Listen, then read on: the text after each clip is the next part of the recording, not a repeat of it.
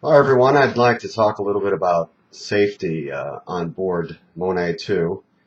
On the Meetup website, under the heading More and subheading Files, you'll find a charter waiver that is an insurance requirement, and anyone joining me on the boat needs to sign that waiver, acknowledging that you're aware that dangers exist in sailing.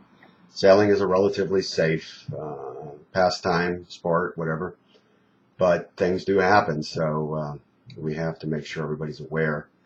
And speaking of safety, let's talk about some of the dangers, if you will. And I think probably one of the best ways to prevent injury and so on is to be aware of what can cause a problem.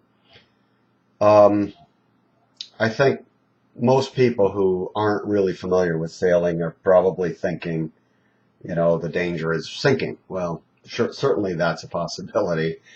And in fact, last season we ran into a shipping container that caused us some problems. We managed to get in okay, but we're prepared in case of the boat actually sinking. We've got a dinghy, plus we've got a life raft, satellite phone, emergency GPSs, etc., etc. But that's an unlikely event. More likely to happen is, I think probably the biggest danger is simply moving around the boat while underway, especially in rough seas. And in the Caribbean, making a passage from one island to another, you can get into some pretty rough water. And the danger is really simply falling while you're trying to move around the boat. I've seen it happen time and time again. So when you get on the boat, if you're not used to moving around a boat while underway, make sure you let me know, and I'll show you how to safely move around the boat while underway, especially in rougher weather. Main thing is that you always have one hand holding on to something, and that when the boat is heeled to one side or another, you don't fight that heeling. You allow that heeling motion to work for you, and move slowly, deliberately, thoughtfully. Don't move with a rum punch in one hand and a plate in another hand. You simply take one item at a time, and if you're down below and you want to bring it out to the cockpit, you yell to somebody out in the cockpit while holding on with another hand. You hand that person whatever the item happens to be, so on and so forth. So simply moving around the boat is probably the most dangerous thing when it comes to sailing. You can get hit by a pretty good sized wave that can cause the boat to really heel suddenly, and if you're not hanging on, you can be thrown across the boat and break your leg, hit your head, God knows what. It's really something you want to always be hanging on and be cognizant of the fact that the boat could lurch to one from one side or the other. The other thing is looking out for the boom. The boom is the horizontal bar that is attached to the spar, attached to the mast, and it can swing from side to side. We can have an accidental jibe. They're very rare, and but it can happen. So usually if I'm going to be sailing downwind, I will rig a preventer, which doesn't allow the boom to accidentally swing across. But I could forget, may not have it. We might do a jibe accidentally, and that boom can come swinging around, and it's lethal.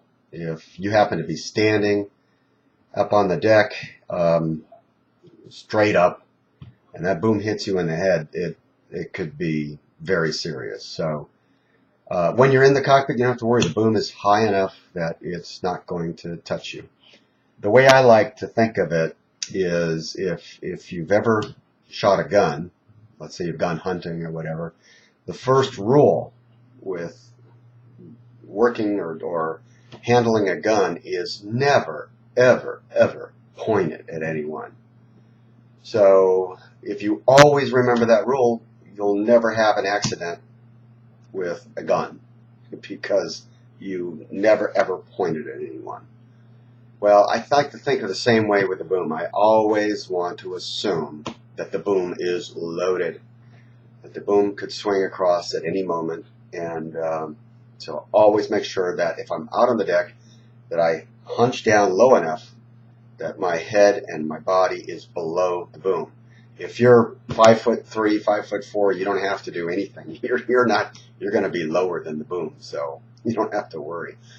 But anytime leaving the cockpit to go out on top of the deck, first thing to think about, look up, see where the boom is, make sure your head is low enough that if that boom were to start moving, it's not going to touch you. That's the simple way to never have to worry about the boom. Also, when out on deck, be cognizant of ropes, winches, sails, where everything is. If we're trimming the sails and for some reason there's an overlap in one of the lines and somebody's trying to correct it and they mess up and accidentally lose control of the line and it's got a load on it, let's say it's the Genoa, and your foot happens to be standing on that line and it comes screaming out and it accidentally wraps around your leg, you're going overboard and it may break your leg at the same time. So be cognizant of where the ropes are and that you're not getting tangled up in them by accident. Another problem or another thing that can happen is man overboard. We have an emergency horseshoe life vest that is on deck and prepared to be thrown overboard. But what we will do is we'll go over man overboard procedures. If I'm not sailing the boat, if somebody else is, I would make sure that everybody understands what we're going to do if a man goes overboard. I've had extensive practice and training with recovering a man overboard. Several times I've had the opportunity to practice in rough weather when a cushion has gone overboard. And so we say, well, let's use this as an opportunity to practice our man overboard skills. So we turn around and go get the cushion in 10, 15-foot swells. One time we did it in the Gulf Stream, just as the sun was going down. It was fun. And we managed to recover the cushion in short order. One nice thing about losing a man overboard on Monet II is recovery is fairly easy because we have the swim deck. So assuming the person that's gone overboard is not unconscious because they were hit by the boom, it's very easy. If they're unconscious, of course, then the procedure it would be a little bit different. And but we do have an extra halyard that we can use to haul somebody out of the water. Besides on the boat, when you're out swimming, snorkeling, hiking, things can happen. People think a lot about sharks. I have actually never heard of a shark attack in the Caribbean. I think rules to follow is don't swim in murky water,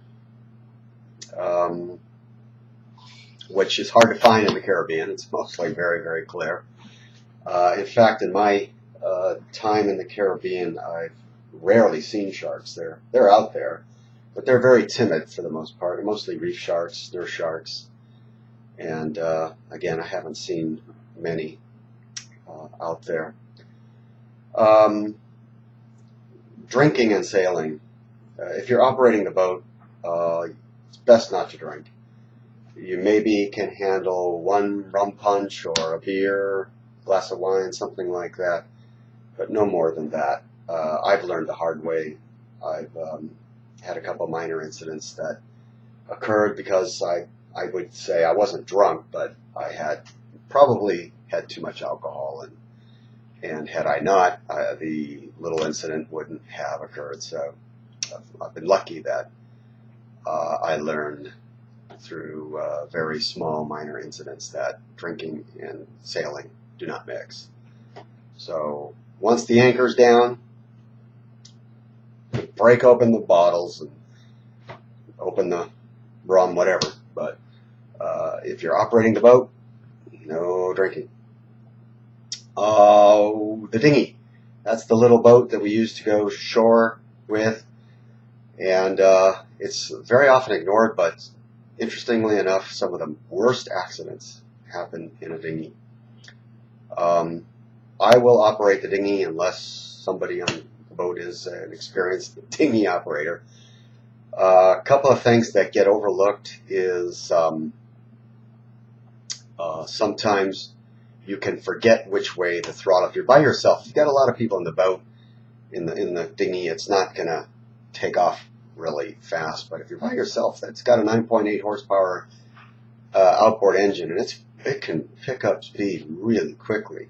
And if you're cruising along and you decide you want to slow down, but you turn the throttle in the wrong direction, while you're, let's say, in a turn, and all of a sudden the boat speeds up and you lose your balance and you fall out of the boat, or you lose control of it, and it can be scary. So be careful if you happen to be driving the dinghy. The other thing that is imperative is when driving the dinghy at night, you need to have a light. You need to have a flashlight.